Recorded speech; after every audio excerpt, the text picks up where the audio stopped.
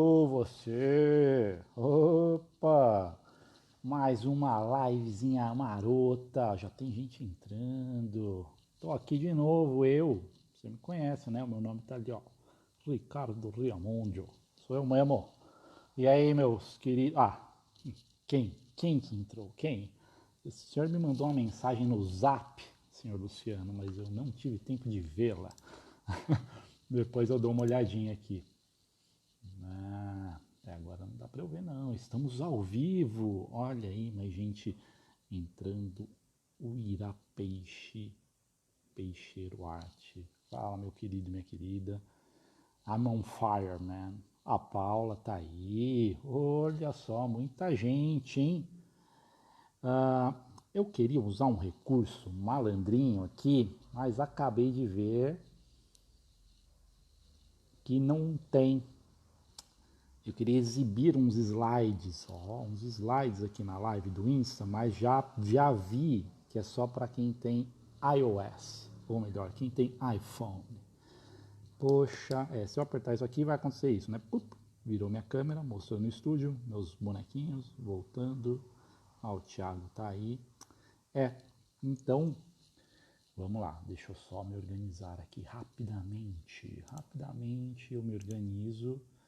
E nós teremos uma excelente live agora à noite. Meus queridos e minhas queridas, a Pri tá aí. E aí, Pri, tudo bem? Como é que você tá? Vamos lá. A Luana tá entrando aí. E aí, o que a gente vai falar hoje? Salve, Luana. Hoje é uma live de perguntas e respostas. Ali abri a caixinha, algumas pessoas mandaram, eu já tinha outras perguntas de um outro momento que eu não tinha respondido. Então eu vou trazer. A ideia, olha só, era que eu conseguisse, peraí, exibir assim para vocês, ó. Qual brush? E isso era para aparecer aqui no Instagram. Mas o Instagram do Android não tem esse recurso, então tudo bem. Vocês vão ficar me vendo falando como sempre, como foram as outras lives. Tá bom? Quem sabe um dia o recurso vem aqui pra gente. Bom, espero que estejam todos bem aí. Hoje, dia 18, olha só. Lost Boy, tem pergunta sua aqui, hein? Tem pergunta sua. Eu acho que é a segunda perguntinha que eu vou responder aqui. A Glenda, tudo bem, Glenda? Você tá bem? Galera do Academia de Pintura, tem que falar com vocês. Provavelmente amanhã, hein? Vão receber uma ligaçãozinha minha, hein? Mas eu aviso antes, tá? Para não parecer spam. Hoje em dia é assim, né? Ligou é um negócio muito 2018, né? Quando toca o telefone, você fala, não, pelo amor de Deus, quem que quer me vender alguma coisa? Estamos na era das mensagens, as mensagens que avisam antes de fazer uma ligação, né? Você pergunta, é, é, posso te ligar? Aí a pessoa fala, pode, aí você vai e liga. O Thiago está falando aqui no Android, aparece a caixinha para perguntas. Então, o Thiago, não era uma parada aqui na live que eu queria fazer. Aqui embaixo para mim, onde eu viro a câmera, convido as pessoas, na versão para iPhone tem você pode mostrar imagens da galeria.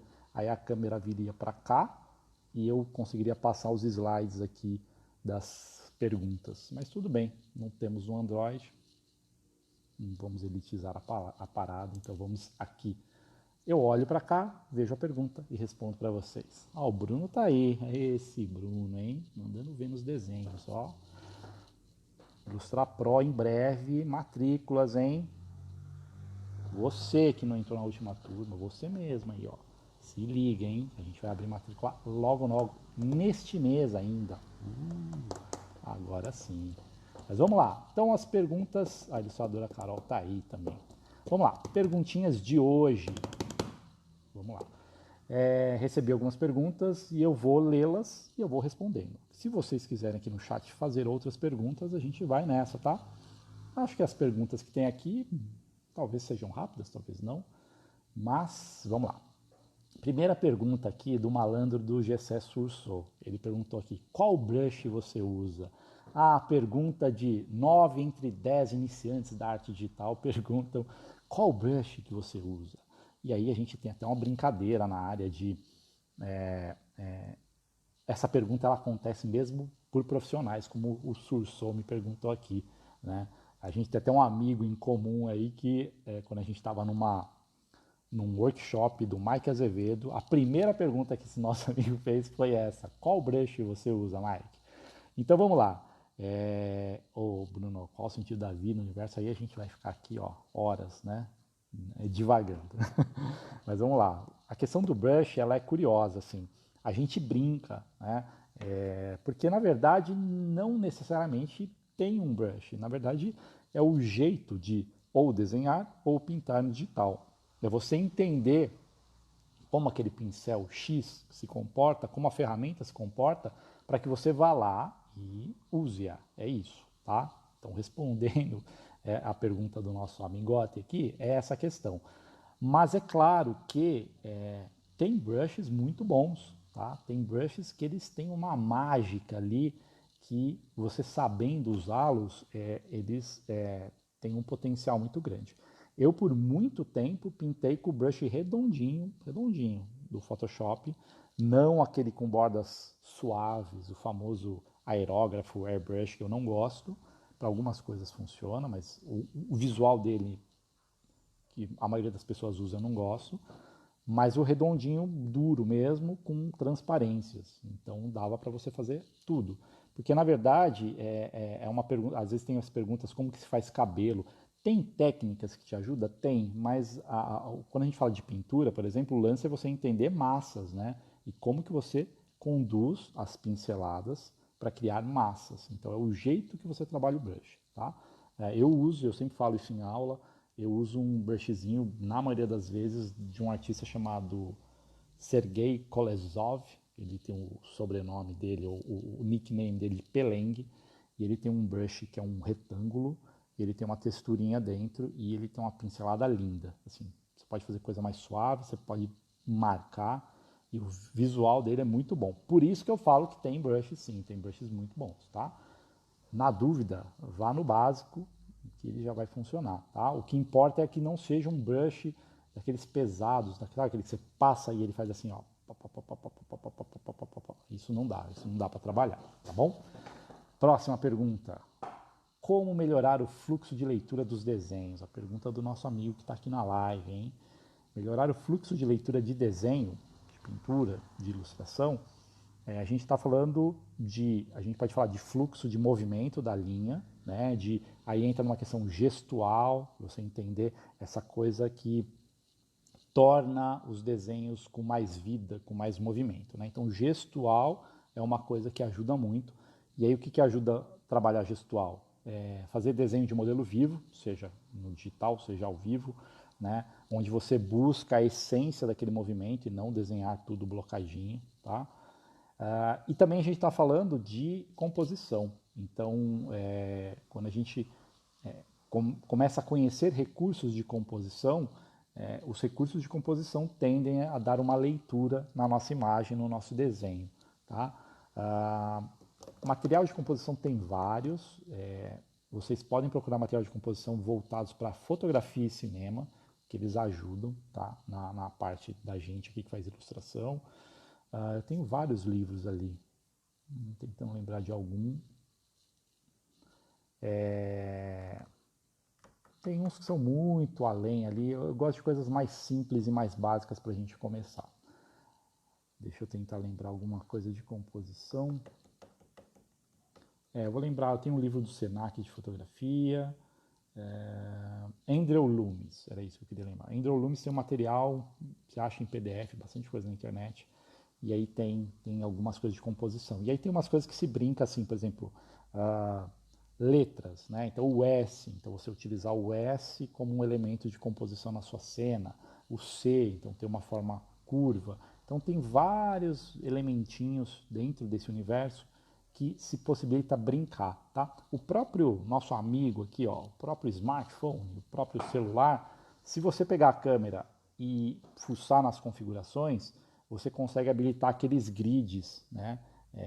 Então os grids, geralmente eles trabalham com a regra dos terços, que é onde é dividido a imagem em 3 partes, tanto na vertical quanto na horizontal, tá? Então o grid ele funciona como um elemento super simples de composição que ajuda, tá? E aí dá para brincar um pouco com isso. Então eu usaria o grid, até o próprio Photoshop, quando você dá um crop, que é para você cortar uma imagem, você pode habilitar o recurso de ter um grid que ele mostra essa relação de composição. Tá? Então eu iria para essa linha de estudo. Gestual, porque eu sei que você que perguntou tem a ver com desenho, então você entender esse gestual de movimento e como isso começa a trazer movimento para o seu desenho. Silhueta é uma coisa legal, silhueta, que nem vocês conseguem ver o formato aqui da minha cabeça, meu ombro, então por mais que tenham elementos para trás, existe uma silhueta disso. Então silhueta tem a ver com composição também, espaço positivo, espaço negativo, são elementos de desenho. Né? E depois composição junto com essa questão para melhorar esse fluxo. Tá? Aí, é claro, é estudar e aplicar, estudar e aplicar. Estudar é estudar a regrinha de composição, é você ver trabalhos de artistas, você vê fotografia, você vê frame de filme, sabe? Você está assistindo um filme, pausa e olha aquilo. No cinema, a composição é um elemento importantíssimo para contar a história. Então, começar a entender essas relações do que você está vendo na tela, relação de luz e sombra é elemento de composição, às vezes o fundo é escuro, ou às vezes a figura é escura e o fundo é claro. Então, todos esses elementos eles auxiliam essa construção da imagem. Por isso que eu aconselho, estuda, aplica e compara com outros mestres, com outros trabalhos, com outros artistas, tá? Então isso vai te dando um repertório, né? A famosa biblioteca visual, ele vai entrando na sua cabeça no momento que você aplica. Então tudo tem que ser aplicável, tá? Porque senão a gente fica só na teoria. Beleza? 8:12 aqui, não sei se eu passo por todas, hein, nessa velocidade, mas vamos lá. Eu recebi uma muito interessante aqui. Entrar no mercado de trabalho sem experiência. É complicado. Então, assim, como que eu adentro qualquer universo, né, de um mercado de trabalho sem experiência? Aí você vai ter que achar um local que esteja pedindo essa qualidade, né? Contratamos estagiários, contratamos assistentes de arte, pessoas que já nessa contratação já está implícito que elas não têm experiência ou têm muito pouca experiência e elas vão adentrar esse universo com valores menores para adquirir experiência. Tá? Então, aí você tem que procurar vagas nesse sentido. O que eu aconselho, se não existem essas vagas, se você não acha essas vagas, se você já foi atrás, já se ofereceu para algum estúdio, para algum artista, está precisando de assistente, né? Se você já fez algum caminho desses e não aconteceu nada, porque é uma coisa, vou abrir um parênteses aqui importante, tá? Eu tenho insistido muito nessa tecla, o Igor tá aí, Igor, não vou falar com você hoje, mas outro dia eu falo, tá bom? Hoje eu estou respondendo aqui perguntinhas, tá? As pessoas, é legal, toda live tem umas 2, 3 pessoas sempre pedem solicitação para participar ao vivo. Eu ainda preciso experimentar esse recurso, hein? Acho que vai ser uma coisa interessante. Mas o Igor, por exemplo, falei com o Igor esses dias sobre o Igor, ele está produzindo colorização de quadrinhos e buscando oportunidades nessa área. Eu tenho insistido muito no ponto, dentro do marketing tem uma expressão que diz que é o marketing de esperança. O que é o marketing de esperança? Quando o cara faz, sei lá, um anúncio na vitrine, na internet, e ele espera as coisas acontecerem. O vendedor fica na loja lá esperando o cliente entrar. Tá? Aqui nos artistas, ó o Roger aí. Roger, tô aqui, ó, firme e forte. Aqui nos artistas, a gente tem eu comecei a chamar de portfólio da esperança, que é quando você faz o seu portfólio, seu Instagram, e você espera alguma coisa acontecer, tá? Então eu venho trabalhando, buscando trabalhar com os alunos, buscando trabalhar os materiais de rede social, para que a gente quebre isso, cara, senão a gente vai ficar sempre na esperança, você produz a sua arte e espera. Então a ideia é que precisa existir uma movimentação, tá? A gente vive tempos diferentes, a gente tem pessoas, hoje o ensino ele é acessível a todo mundo, ele é mais democrático, porque todas as pessoas que estão aqui, aí Danilo, beleza? Márcia também está aí. Todas as pessoas que têm a mesma ferramenta que eu estou tendo aqui, todos vocês que estão me vendo agora têm essa ferramenta, vocês têm acesso a materiais diversos para estudar qualquer área. Né? Então isso aumenta também uma concorrência, aumenta pessoas mais capacitadas no sentido geral para várias coisas. Né? Então precisa ter um movimento das pessoas irem atrás do trabalho. Né? Qualquer outra área, assim, você manda um currículo, você fala com uma pessoa, faz um network, vai num evento, né, tem uma movimentação, você não fica em casa só esperando acontecer, né? E aí artista tem um pouco esse lado, né? Artista tem insistido um pouco nessa tecla, batida aí nessa tecla de, cara, você precisa uma movimentação, mandar para estúdios, mandar para produtoras, conversar com artistas, né? Tem que ter esse, né? Senão não acontece, não fica esperando mesmo acontecer, tá? Então entrar no mercado de trabalho sem experiência, o que eu aconselho, cara, adquire experiência, né? Senta, estuda, assiste, produz, né? Do segmento que você quer, 3D, ilustração, enfim, cara, começa, né? A gente tem umas perguntas de portfólio aqui. Cara, o seu primeiro portfólio é os seus primeiros estudos, não tem como ser diferente, né? Você tem que mostrar alguma coisa que você consiga fazer, tá? Então, é um pouco difícil entrar em qualquer mercado sem alguma experiência, a não ser que aquele mercado tenha uma demanda muito grande de profissionais e ele vai chamando mesmo pessoas sem experiências, tá? Eu acho que é um pouco mais raro a gente ter mercados, né, nesse sentido, tá bom? Vamos próxima perguntinha aqui. Queria mostrar os slides, mas tudo bem. Vamos por aqui, eu olho e eu respondo. Como melhor... Ah, não, isso aqui já foi. Acho que se situar por onde começar, principalmente quando está saindo do papel. Então eu tenho duas dessas aqui. Não, a outra está mais para frente. Então assim, a pergunta ela ficou um pouco confusa, mas a dúvida aqui é como que a pessoa se situa no meio digital, porque ela está saindo do papel. E aí, Jota, tudo bem? O Alan também está aí. Muito bem, sejam todos bem-vindos aí. Então, assim, a pessoa que ela desenha no papel, quando ela migra para o digital, ela começa a se envolver no digital. Gesiel, fala meu querido, tudo bem? Quando ela migra do papel para o digital, existe sim uma barreira, tá? É uma barreira, ela é menos difícil do que ela parece, mas ela existe, tá? Seria imprudente da minha parte falar, é fácil. É fácil, mas tem que ter um trabalhinho, principalmente para desenhar, tá? Quando a gente lida com desenho, a gente tem uma questão de ter uma precisão, a linha. E aí, qual que é a diferença? No papel, você está olhando para o papel, e a grande maioria das pessoas que estão no digital vai ter uma mesa digitalizadora e ela está olhando lá para frente, desenhando aqui, né? Então, já quebra, né, a dinâmica, já mudou a ferramenta, já mudou o jeito de fazer. Então existe uma barreira, existe uma dificuldade. Eu converso, a maior questão dos alunos, os alunos que entraram agora para o Ilustra Pro estão na fase de desenho. Então a maior questão é essa. A galera que já desenha no papel, quando vai para o digital, putz, né, fica ali se debatendo um pouquinho. Então tem uma curva de aprendizado do processo, sim, tá? Então precisa trabalhar em cima disso. Essa curva vai diminuindo com o tempo. Eu falei do desenho, mas por exemplo, quando a gente fala de pintura, a gente não precisa tanto dessa precisão, a gente está lidando com massas, funciona bem melhor, mesmo na mesa digitalizadora, tá? Então essa curva de aprendizado já na pintura, para mim, acho ela bem mais fácil do que no desenho.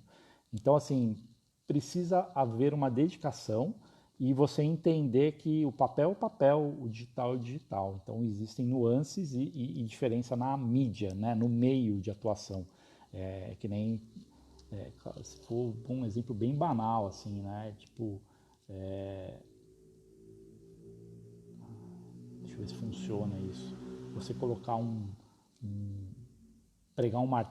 colocar um prego na parede com uma chave de fenda, né? Pode ser que aconteça, mas você vai ficar, pode machucar sua mão, você tem que fazer mais força, pode demorar mais, tá? Tem um pouquinho isso. Ainda assim funciona, tá? Mas você vai ter que achar um jeito se só tiver essa ferramenta à mão, tá? Dei um exemplo bem banal, tá? Mas o digital ele tem um pouco disso, assim, né? Você tem que dedicar entender como que funciona, se adaptar à ferramenta, dar tempo para que isso ganhe uma maturidade, para que flui melhor, tá? Senão você leva o papel, tira uma foto, leva para o digital e trabalha em cima dele, tá bom? A ilustradora Carla se identificou, isso muita gente se identifica, tá? Outra perguntinha aqui, unidade no portfólio. Essa aqui é boa. Eu vou emendar já com a segunda, ó, definir peças para montar um portfólio, tá? Então temos duas perguntas de portfólio. Então acho que eu vou começar pela segunda. Definir peças para montar um portfólio vai depender do que você está buscando, tá bom? Se você está simplesmente, cara, qualquer coisa de ilustração, por exemplo, que apareceu, tô dentro, Então, tente criar peças que mostrem uma variedade. Cara, eu sei fazer um cartunzinho, sei um pouco de um realismo, sei um cenário, sei fazer um personagem. Tá? Se você criar um pouco dessa diversidade, você meio que está atirando para todo lado. Algumas pessoas vão falar que isso é bom, e outras pessoas vão falar que o ideal é você focar numa coisa só, tá? O mercado exterior, ele tem esse lance de focar. É o cara que faz textura para cenário. O outro lá, ele faz textura para personagem, tá? Essas coisas de mercado lá de fora, eles são mais especialistas em algumas coisas. A gente aqui tem que fazer um pouco de malabarismo e existem alguns mercados que sim, precisa do cara especialista, mas no geral, na maioria das vezes, você ser um pouco mais generalista funciona melhor, tá? Aí vai de uma escolha sua, se você não sabe, produz. O importante vai ser produzir, tá? Você vai criar isso no processo, durante a sua experiência, tá? Então, num primeiro momento é isso, assim, primeiro, os seus estudos viram peças de portfólio e se você se identifica com algum segmento, então, de acordo com aquele segmento, produza elementos de arte que estejam de acordo com aquele segmento. Então, vamos supor, eu dei um exemplo aqui exagerado lá na live passada, eu vou usar ele de novo. Você quer trabalhar na Pixar como um cara que desenha cenário.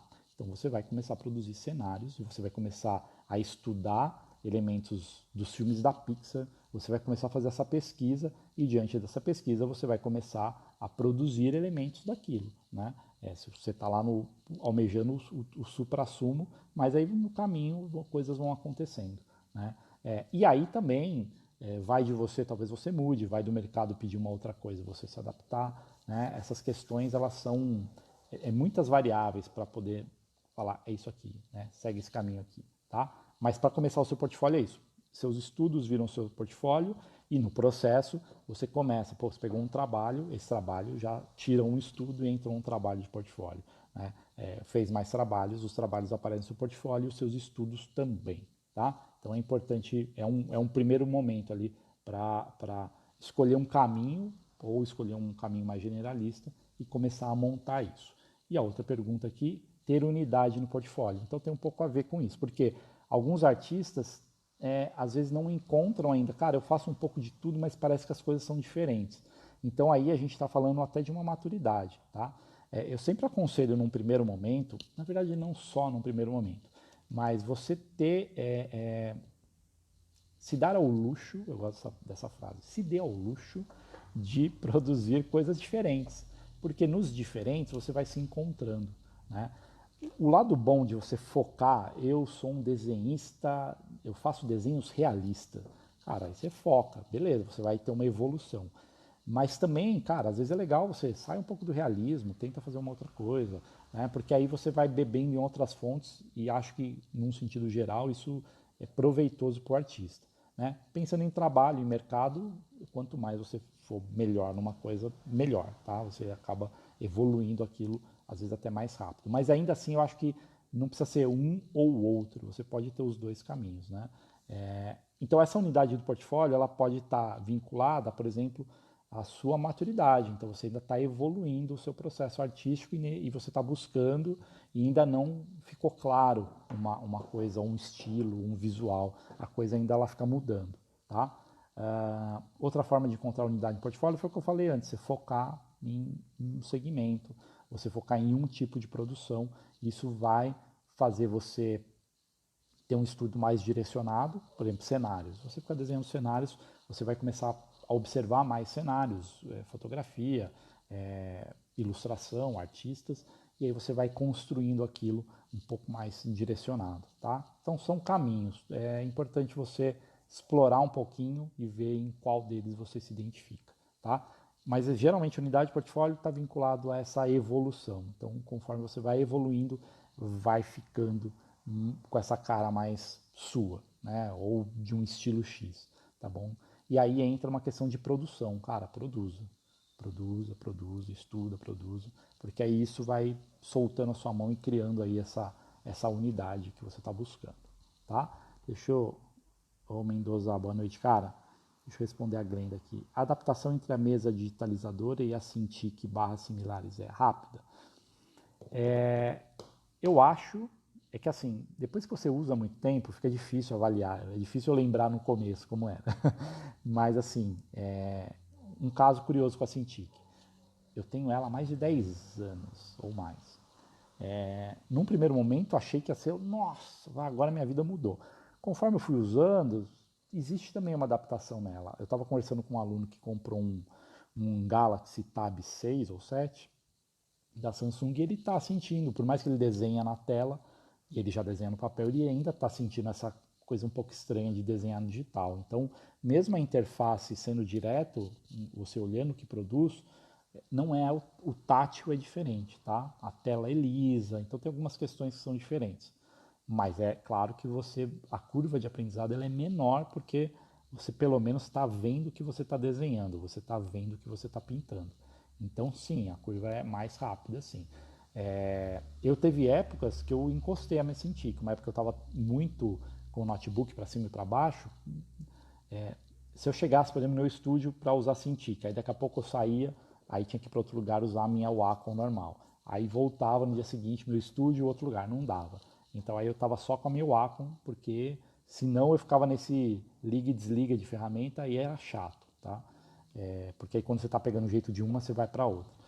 Então por um bom tempo ficou encostado, até depois que eu falei, não, cara, tem um equipamento, eu preciso usar, então hoje eu sento e uso a Cintiq, tá? Eu já tive um iPad, já falei isso, eu já tive um iPad Pro, eu adorava. Não consegui transformar como uma super ferramenta de trabalho de uso diário.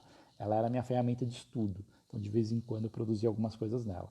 Mas faltou uma dedicação ali de falar, não, eu vou usar sempre, em algum momento eu acho que ela viraria até mais ferramenta de trabalho, pela praticidade, a caneta da época era super legal.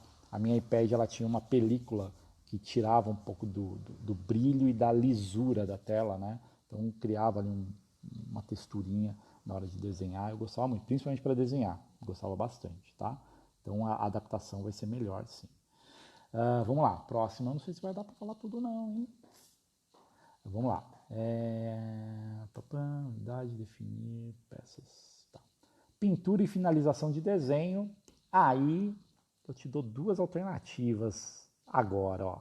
Uma, você clica ali depois no meu Insta na bio, você cai no meu YouTube.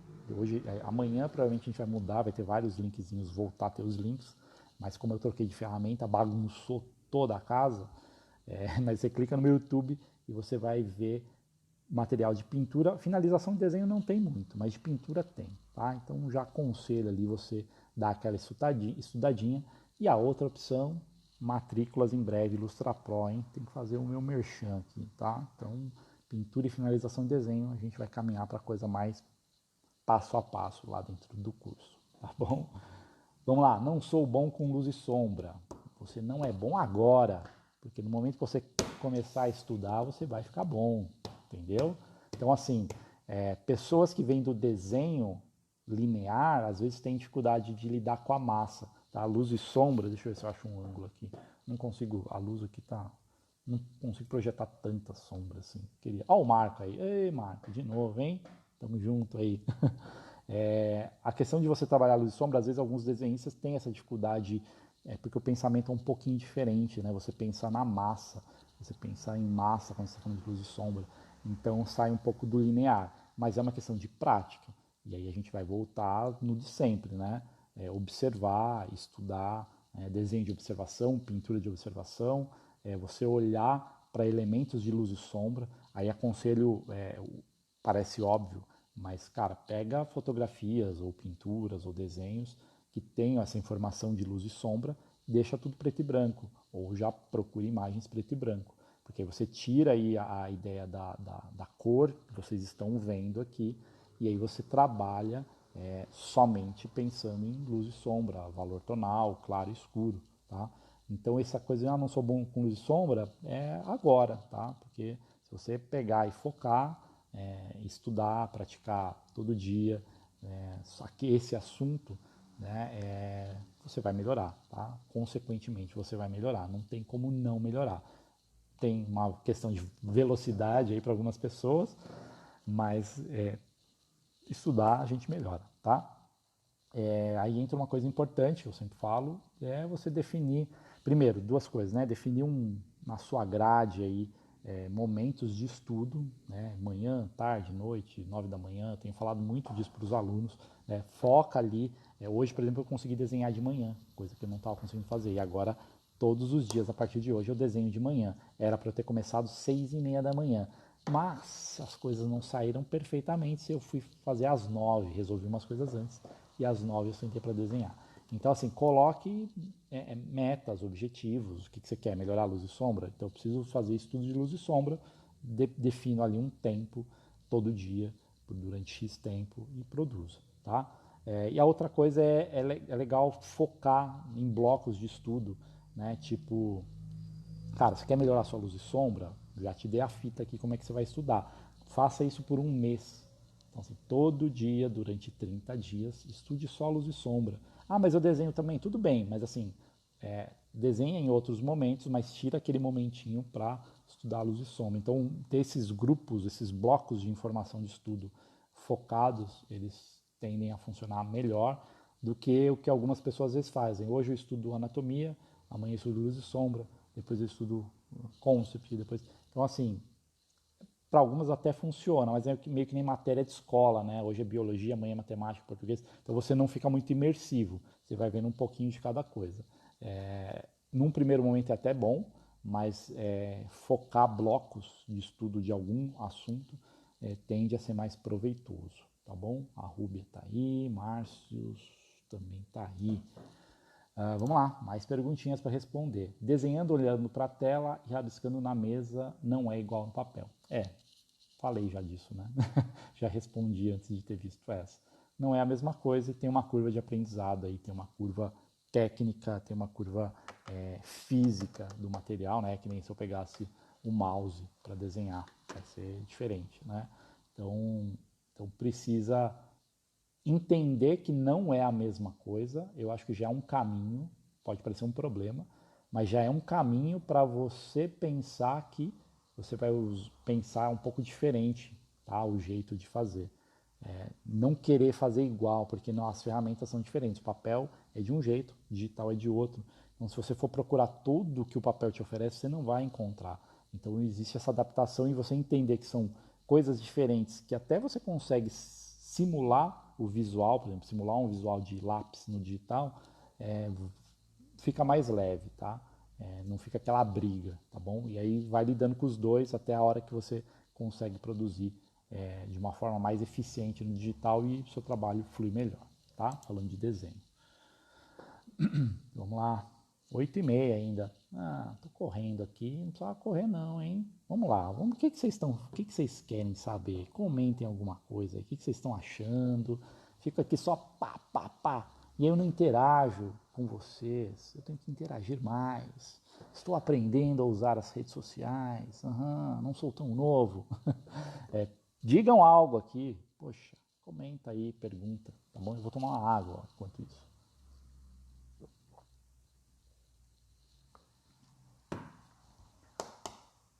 Nada, né? Tá bom, então. Continua aqui. Vamos lá. Acho que se situar por onde começar, principalmente quando está saindo do papel. Então a pessoa está perdida. Ela precisa entender por onde que ela começa, principalmente porque ela está saindo do papel. Então, assim, se você entender uma pergunta, o ilustrador ou ilustradora aqui está saindo do papel indo para o digital, então precisa se situar por onde começar.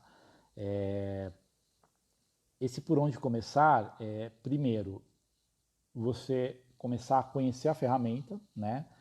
Porque é importante você ter esse conhecimento de ferramenta. As pessoas tendem a falar, a ferramenta não importa. Assim, cara, existe uma importância, né? Quanto mais você usa a ferramenta, você entende, nem que seja o básico daquilo que você precisa fazer, você não precisa dominar 100% Photoshop. Você dominar 10% já vai funcionar, tá? O que acontece? Você gasta menos energia para saber aonde as coisas estão. Por exemplo, eu edito os vídeos aqui. E aí eu quero usar, tem um programa chamado DaVinci Resolve, que é um programa que tem a versão gratuita e a versão paga. Aí eu abri a versão gratuita, achei super legal, mas assim, eu precisava resolver rápido. E aí eu não encontrava as coisas do jeito que eu uso o outro programa, que eu uso constantemente aqui. E aí o DaVinci era até mais legal, tinha uns recursos de cor mais profissa, mas eu não tinha como, eu queria resolver aquilo na hora. Então aí você esquece, porque eu não sei a ferramenta. Então aí mostra o quanto conhecer a ferramenta é importante. Se eu conhecesse a ferramenta, eu abriria o vídeo, editaria o vídeo, jogaria a cor que eu quisesse, corrigiria a cor e finalizaria o produto, que era a edição do meu vídeo. Tá? Então acho que a primeira coisa, assim, é conhecer a ferramenta, seja uma ou algumas, experimentar. Acho que esse é um ponto para começar. Conhecendo a ferramenta, cara, vai nos fundamentos ou de desenho ou de pintura para começar a produzir. Se você já desenha, cara, então agora eu vou começar a ver como é desenhar no digital. E aí eu vou começar a experimentar, explorar isso. Se for pintura, começar a entender, estudar fundamento e começar de novo. Como que a pintura digital reage aqui e como que eu vou estudar ela, tá? Então são elementos que você pode começar. Observação, desenho ou pintura de observação é o básico, né? A gente fica querendo criar e a gente nunca parou para observar direito as coisas, então é um outro ponto para quem está começando. Cara, observa as coisas físicas mesmo, ou fotografias, ou ilustrações, e aí você pratica e aplica, tá? Então isso uma questão para quem sai do papel e vai para o digital, né? Por que tudo isso? Para você se familiarizar, né? Você começar a conhecer os recursos, começar a conhecer o potencial da coisa toda, tá bom?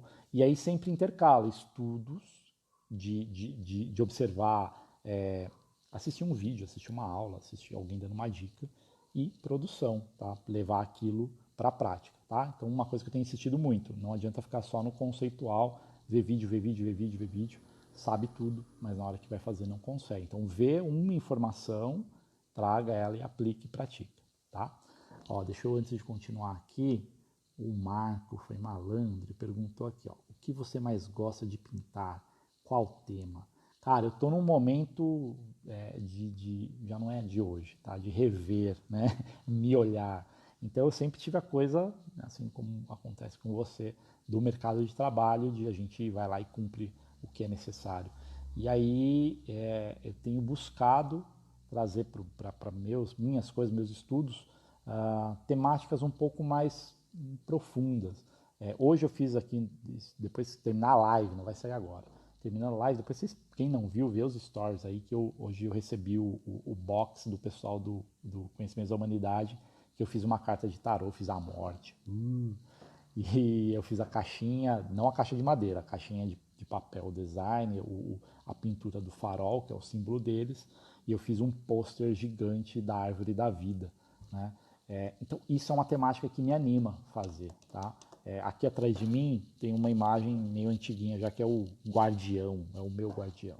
Então eu gosto dessas temáticas, hermetismo, magia, são coisas que não posso dizer que eu sou um estudante, porque eu estaria desmerecendo os verdadeiros estudantes da parada, mas eu gosto, né? Então tem ali um pezinho em algumas coisas religiosas, tem, mas não dogmáticas.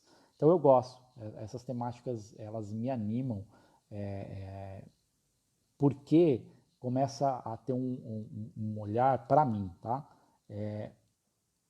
Que eu sinto que com alguns outros trabalhos não tem. Vou dar um exemplo bem simples. Vamos supor que eu adoro videogame, não jogo tanto, mas eu gosto, né? Aliás, está aqui até do meu lado um livro que eu estava usando hoje de referência, ó, do Uncharted, a trilogia. Adoro Uncharted.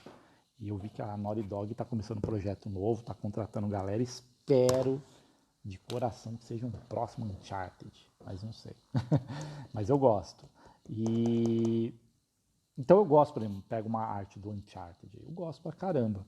Mas quando eu começo a olhar outras coisas de outros tipos de jogos, essas artes splash art, por exemplo, eu não tenho motivação nenhuma de querer produzir um trabalho desse. Nem comercialmente, nem para mim.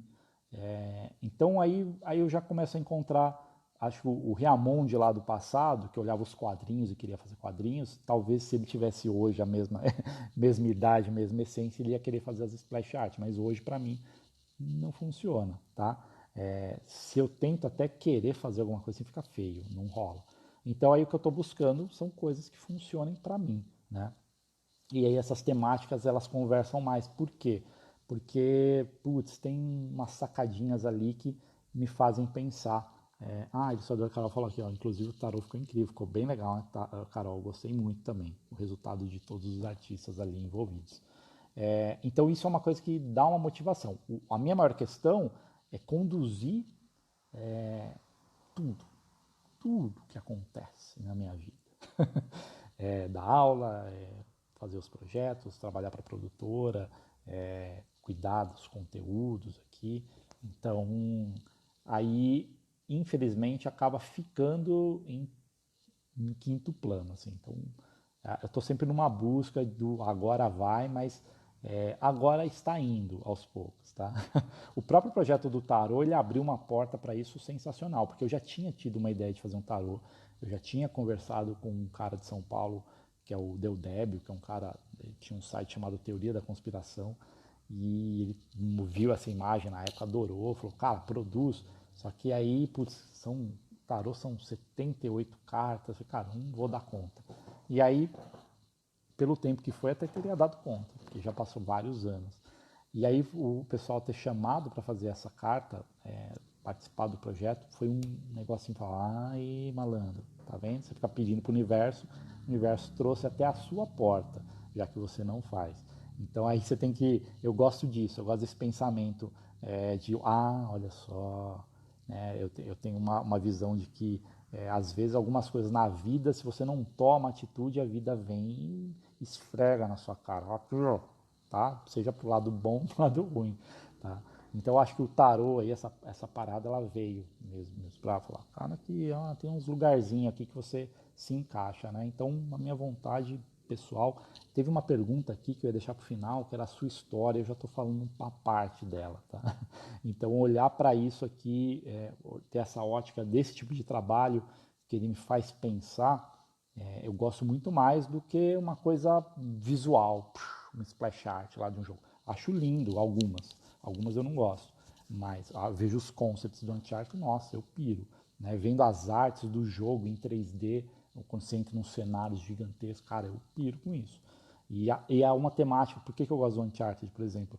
Como ele tem essa coisa das ruínas, uma coisa meio Indiana Jones, que ele investiga e tem uma coisa de um povo antigo, eu vejo uma similaridade com esse tipo de assunto que eu gosto.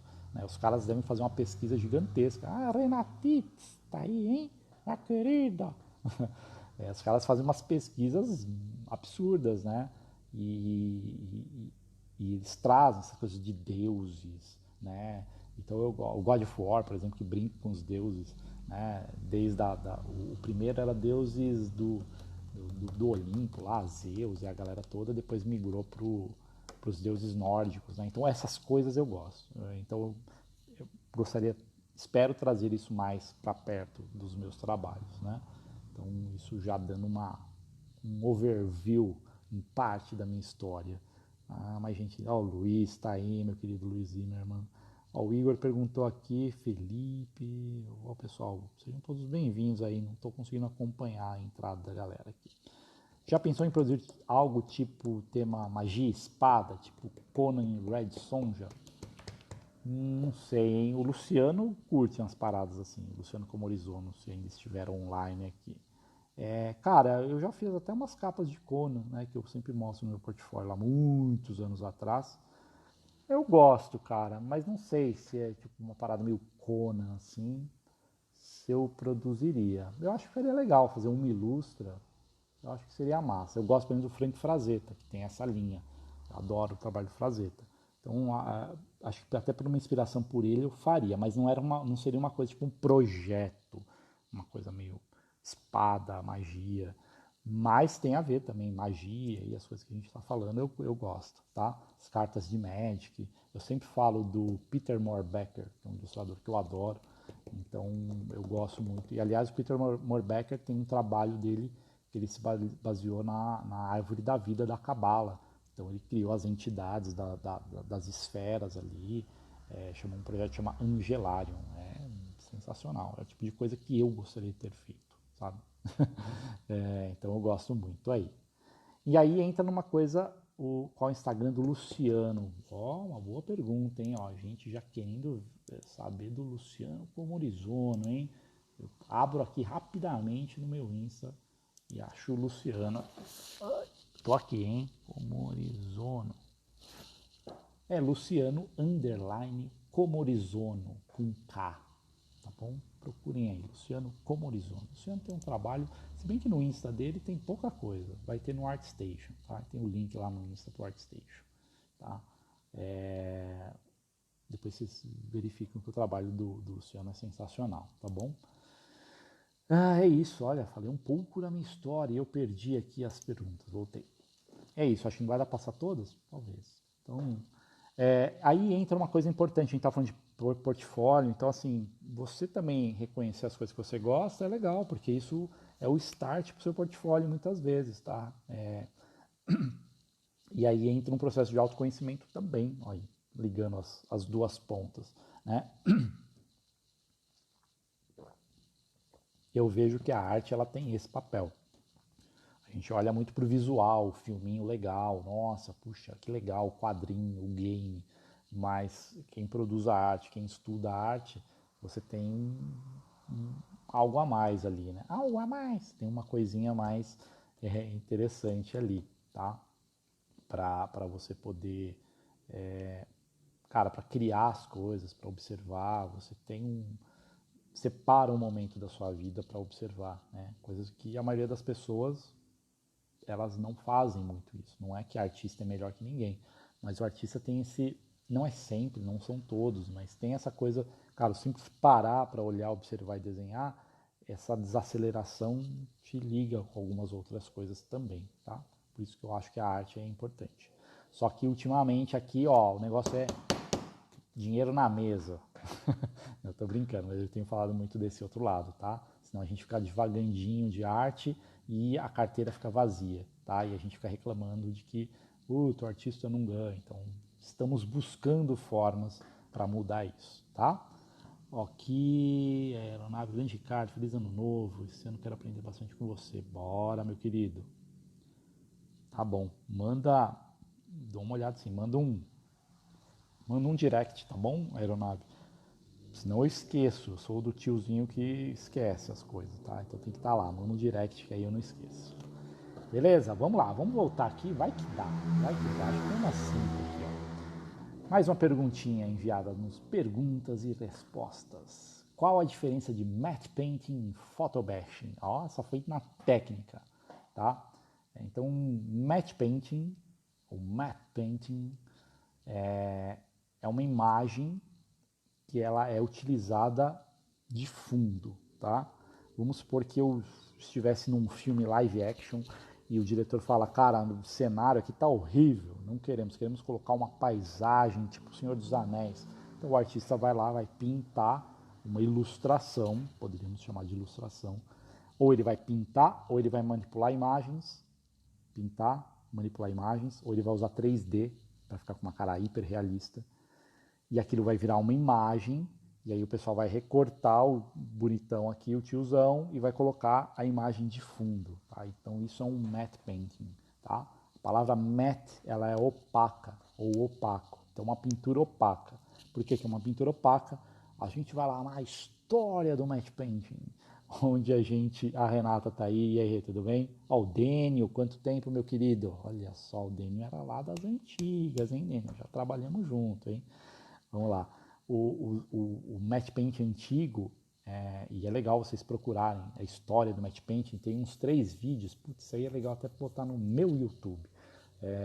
Tinha uma série antiga começo da década de 90 que chamava Movie Magic, e um episódio era só sobre matte painting. E o matte painting antigamente ele eram placas de vidro, onde entre o ator e o cenário, ou algo de fundo, essas placas entravam na frente ali e elas tinham uma pintura em alguma área. Então essa pintura ela é opaca diante do restante do vidro. Né? Por que é o vidro? É o que a gente tem aqui ó, no digital, o layer, né? Uma camadinha de layer. Ah, você trabalhou com o Dênio também, Marco? Que da hora, cara. Não sabia disso. Então a pintura de elementos no vidro, se o restante do vidro que não tinha pintura era a transparência, né? Então Star Wars tinha isso, putz, Indiana Jones, um monte dos filmes antigos eram essas placonas de vidro, tá? Tem um filme lá do Charles Chaplin, um daqueles filmes dele, que tem uma parada que ele tá com patins, assim, que ele chega na beira de uma escada, assim, para cair e volta. Aquilo tem todo um jogo de câmera e posição com um matte painting pintando o que seria o cenário da biblioteca onde ele poderia cair, tá? Então, o matte painting é uma das coisas, eu acho as coisas mais legais, assim, da arte, quando a gente fala de filme, de animação. A animação já por si só já tem as pinturas lá, mas quando você vê num live action, num filme mesmo, real, com atores reais, o matte painting é o que dá aquela cara do Senhor dos Anéis. Por que que existe o matte painting? Ó, tá acabando a live, hein? Não sei se eu vou conseguir passar por todas as perguntas. Porque o matte painting, ele é a gambiarra master das gambiarras, tá? Porque imagina você filmando o Senhor dos Anéis e aí o cara fala assim, eu quero um castelo aqui atrás. Fala, não, mas não tem como construir um castelo. Mas eu quero, imagina o custo. Mesmo que existem as maquetes também. Mas imagina construir uma parada e ao invés de você construir, você pinta. Você usa o 3D, você usa a foto e cria aquele cenário. Então ele é um produto de alto valor, né, na questão de gerar menos custos, tá? Você resolve um problema gigante, tá? Então isso é um matte painting, tá?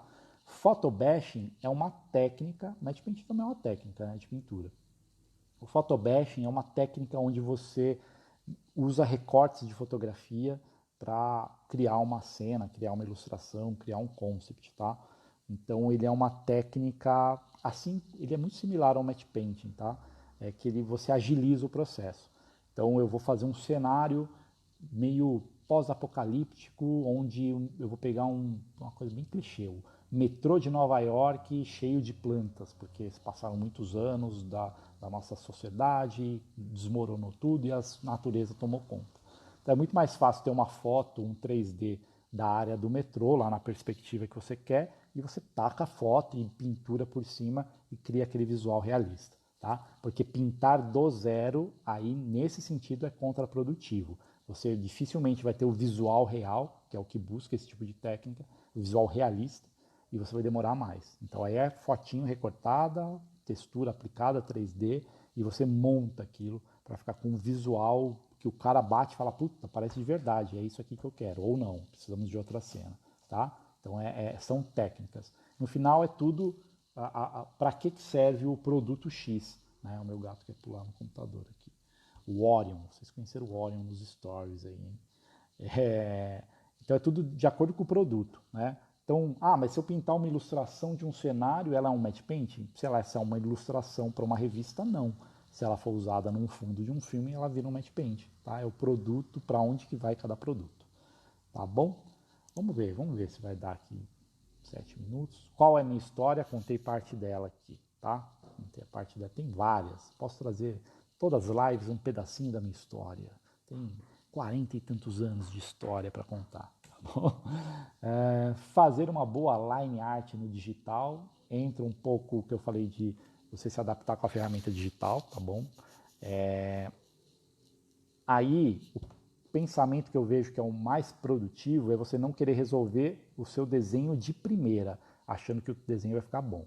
Assim como no papel você pode fazer um esboço, apaga um pouquinho, refina um pouquinho, apaga, até você definir realmente o seu desenho, ou como depois alguém vem com um nanquim, uma caneta e contorna e deixa mais bonito, pensa no digital a mesma coisa. Esboço, abaixa a opacidade, melhora um pouquinho aquele esboço, abaixa a opacidade, melhora um pouco mais o esboço. Até no quarto ou quinto passo, você está com o desenho definido e agora você pode, com critério, com cuidado, sem pressa, fazer uma linha mais bonita e mais bem construída. Fazer de primeira, principalmente se você não tiver prática, é loucura, tá? Você vai frustrar fácil, tá bom? Acho que vai dar, hein? Tem 3. Ser mais criativo. Essa aqui dá uma live inteira que a gente pode explorar, dá para chamar o Marco aqui, chamar a galera para conversar. O que eu vejo de ser mais criativo, eu tenho as minhas questões com criatividade, sim. O lance assim como técnicas a gente aprende e pratica, criatividade a gente tem que praticar também. Não adianta achar que do nada tem pessoas que têm essa parada muito louca na cabeça e sai criando tudo, né? Tem pessoas que não. E as pessoas que não têm ou têm pouco, a gente vai ter que praticar. E como é que pratica a criatividade? Criando. Olha só que Que coisa, hein? A gente aprende criatividade criando. É você se propondo. Vou criar um personagem com X característica. Né? Vai limitando a caixinha para você não se perder. Como é que seria criar um personagem que vive embaixo da água com uma aparência de tubarão? Mas é uma pessoa, sei lá, uma pessoa com cabeça de tubarão. E aí você vai brincando com esses elementos. E aí você cria, né? Então trabalhar a criatividade é isso, é exercer. Isso para qualquer coisa na vida, né? Soluções criativas, elas precisam ser criadas e praticadas, tá bom? Senão a gente fica assim, não sou criativo, na verdade meu gato fica rondando agora. Vai para lá, olha. Você tem que praticar, tá bom? Qualquer coisa na vida, soluções, sei lá, estou montando um site, conforme eu vou me ficando mais, conhecendo mais a ferramenta, entendendo mais as técnicas. Estou usando um outro exemplo para a gente sair da arte. Vai me dando um lado mais criativo de falar, puta, eu posso pôr isso aqui, ou conforme eu vou praticando e criando cada vez mais sites, eu vou começando a criar soluções que eu sei que resolvem problemas. Então, esse é um lado de trabalhar a criatividade.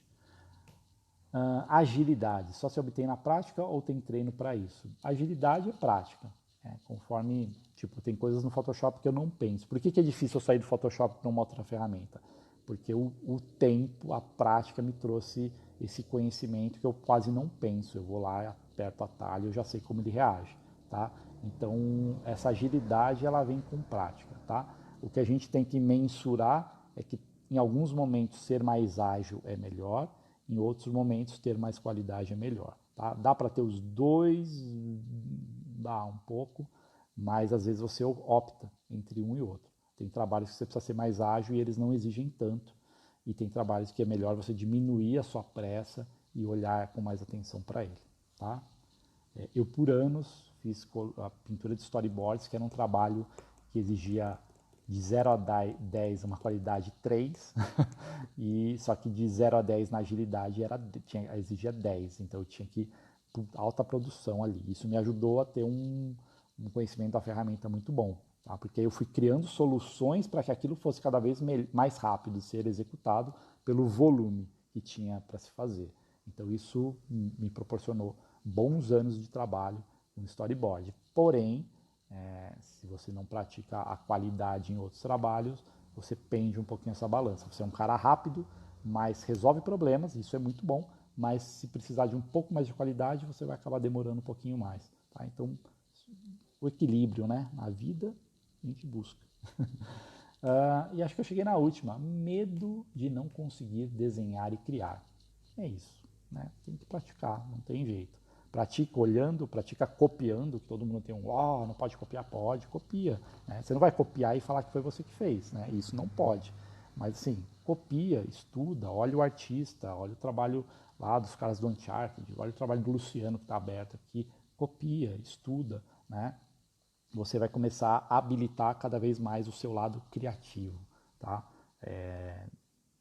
Imagina assim, né? Vamos pensar pelo básico do ser humano, vamos esquecer a arte. Você aprendeu a andar porque você via os adultos andando e aquilo te dava um negócio que você fala, não quero mais andar de 4, não quero mais engatinhar. E aí você começa a copiar aqueles movimentos. Você aprendeu a falar também, você não lembra, mas eu que já tenho 2 filhos, eu vi com os 2 isso acontecer. Cara, é muito louco você falando e a criança ali querendo falar e não sai. E aí uma hora sai um pá, pá, pá. Você fala, nossa! Você vai vendo as conexões na cabecinha dele ligando. Né? Então, por quê? Você está ali, fala papai, fala mamãe, fala papai. Né? Então, é observação. Né? A gente aprende muito por observação. A arte está aqui, olhando, fazendo, copiando. E aí você se modela para desenhar, para pintar e também para criar. Tá bom? Ó, bateu, ó. 16 perguntas respondidas e mais um pouco da história e mais algumas aqui. Não sei se a live vai cair, se cair, espero que não caia. Gratidão, Ricardo, caíram várias fichas aqui. Que ótimo, é para isso que eu estou aqui, fazer as fichas caírem. Tá bom, galera? Mais uma vez, obrigado. Toda segunda às 8, com chuva que nem teve hoje, a não ser que caia a luz aqui, tá bom? Eu estarei aqui com vocês. Mandem mais perguntas, porque isso alimenta próximas lives, tá bom? Mesmo que eu não faça na sequência, eu vou guardando as perguntinhas aqui. Beleza, meus queridos? Obrigado aí para todos que participaram. Parabéns para todos que participaram, porque vocês ganharam um pouco mais de conhecimento e pudemos trocar aqui alguma experiência. Tá bom, galera? Valeu, me acompanha, manda direct e aquela coisa toda. Tá bom? Um abraço, meus queridos, um beijo no coração e até a próxima. Valeu. Valeu, Luciano. Tamo on fire aqui. Um abraço, galera.